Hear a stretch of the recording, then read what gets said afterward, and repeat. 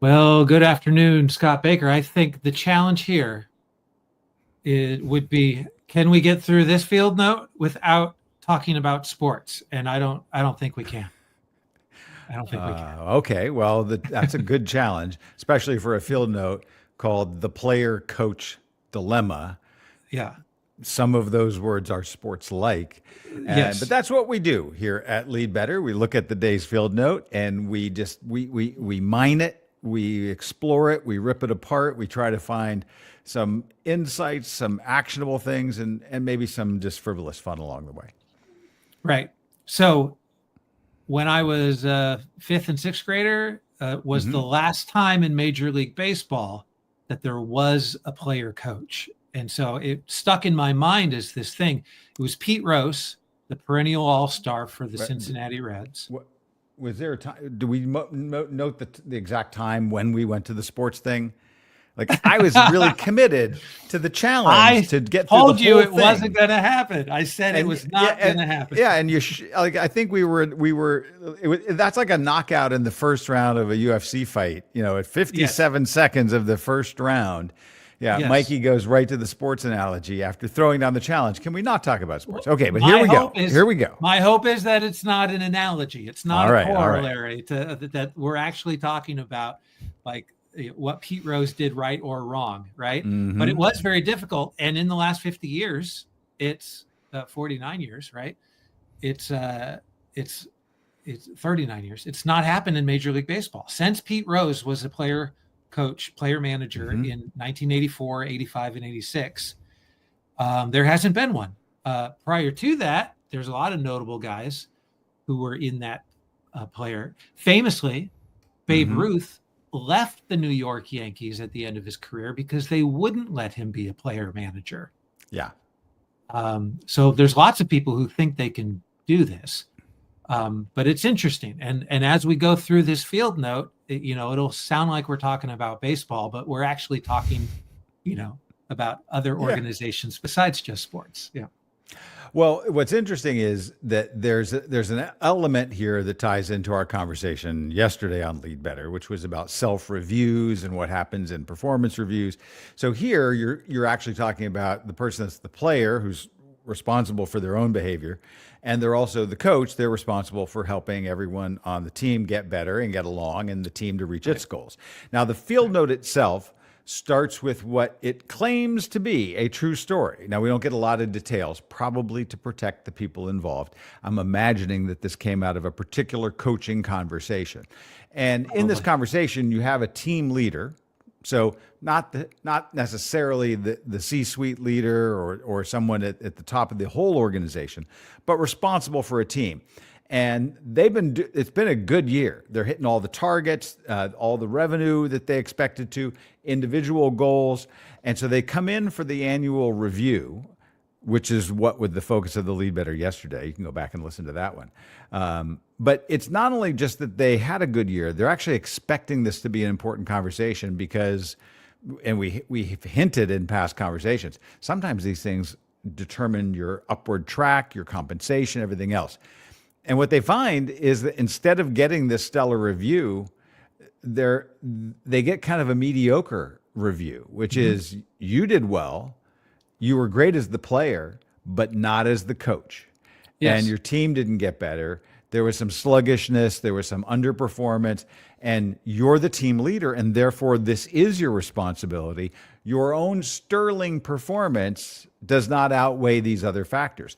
That's the dilemma here that we'll kind of try to figure out the answer to.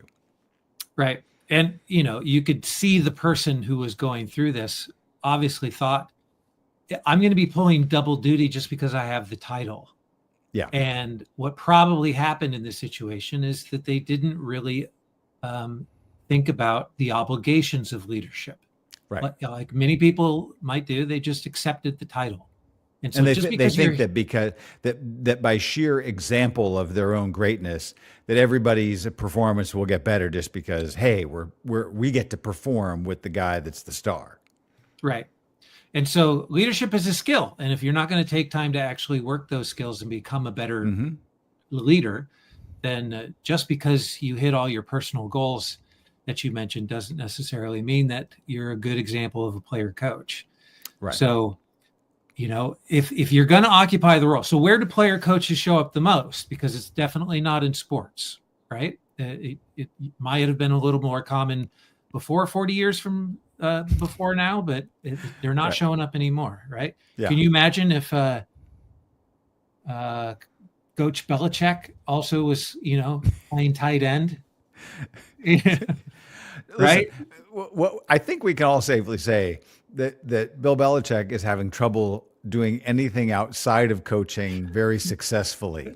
And I'm being a little harsh, but the PR rap has not been great in the last year. But for any of it, can you imagine getting your bell rung on the field and then having to decide whether or not you're going to pull yourself out of the game, right? No objectivity there. I do think that this happens, and this does affect a certain. Let me back up here. There is an effect where I would say a team captain role is a little bit different than a player coach role, and so we've talked sometimes about the captain class book, and the responsibility that happens when you see this dynamic. But the captain is sort of a leader on the team, but not the leader of the team. And so the dynamic that they have becomes very important. Now, part of the reason that they became the captain is that they probably showed certain aptitudes that put them in that chair along the way. You might have had other star players that were spectacular, and this example does not have to be a sports example at all. You can just understand it that way. And so that's going to be one of the questions. Now, I sometimes go back to my default hobby horse of saying, you have specialists, you have generalists, maybe people just don't have the aptitude to be in that role. And I think there is a bit of an element here, but I'm not going to over-index on that. But I think that part of the thing in this field note is they're knocking the person that's the player coach, but I'm a little bit empathetic, not entirely, because obviously they were responsible for leading the team. But I'm kind of looking and saying, if you're the leader of this player coach and they're now just shocked that they haven't been doing a good job developing their team, right? Well, you were not having enough conversations throughout the year with that person all along the way. There should have been no surprise about the element of how they were developing the team. Sounds like it was kind of a pivotal in a real world situation. What organization could you put me in charge of 10 people on a sales team, on a performance team of whatever, and I'm doing great, but my team's suffering, and we're going to wait until December for you to say, well, your team really sucked this year. You wouldn't do that. Like, you would have that conversation. You could have another question, which is this the right person to be in that chair? Maybe they should never have been made the leader of that team. Let him be the star. Put somebody else in charge. You might actually have somebody who is, you could have a person be a really effective sales manager of that team who's not the star salesperson. Maybe they also have to sell to a degree, but maybe they have half the sales of the guy that's the superstar, but they're a much better manager. Let's take all of that and say that could all be true. It still would be the case that a player coach, if you're in this situation that the field note analyzes, as you said, leadership is a choice. There are things you can do to get better. And I think the person, if you're in that spot, you can be happy with your performance, but you need to be able to look in the mirror and say, am I doing a good job bringing my team along behind me? Right. I would guess that in most organizations where there is both this idea of a captain and a team lead, where you could be that one is not necessarily a step towards the next, right? Mm-hmm. Like your role as a team lead, or as a team captain, I should say, to use that term, would look very different. And it's funny. My guess is that in a lot of organizations, the role of captain is defined, but that it doesn't necessarily carry the same kind of responsibilities that any other organization have. So we have the idea that we know what a captain is, but it probably means something very different in your organization. It means very different in my high school basketball team when I was growing up, like what the role of the team captain was. Our coach defined it in a very specific way. Like, he wanted somebody on the court who was barking stuff out, Like he wanted a bulldog to be the captain. Not always the best approach for a leader, right? But that's what the captain's job was. Mm-hmm. My son, who is dancing on a cruise ship with a cast of 14 people, 8 of those 14 people are dancers, and they have a dance captain. There's always a dance captain, right? So my mind immediately went to, there's all kinds of things that I can share with my son about the way that this dance captain ought to be interacting with their team, because I thought of them as the team leader. Right. So I brought up one thing, and I talked to both him and one of his colleagues who we had dinner with one night when we were on the cruise ship here recently. And I started talking to them about feedback. And because they get notes from their dance captain after every performance about the way things went. And I thought of it as just like the dance captain points out mistakes that you've made, right? And so in the same way that the Blue Angels might rush to say, well, I'm going to point out what I did wrong before anyone else. It would self-fault. Right. That's the a sign of a high-performing team. And so I wanted my son to kind of think through this idea of, are you a high-performing team? And so we were talking a little about that. And both he and the colleague that I was talking about, they both were like in horror, like that would never work. That would never work. And I was trying to figure out, and I think this is the key, and I really didn't think about it until the dance captain's role was not to be the leader. The dance captain's role is simply to have their vision of what the show looks like, to be the one that no one else is arguing. They're just, so all of them have the capability to dance professionally. And if we're going to argue about like, what is the step here? When should we be coming in? It's the dance captain who said they're the one who's deciding. So in a lot of ways, the dance captain is just the decider, not the leader of the group. I see. Yeah. Right. Now, So it's just odd that word captain is used in this. And my assumption was that it's the leader, but it wasn't the leader at all. Right. The leader is kind of like not chosen. Right.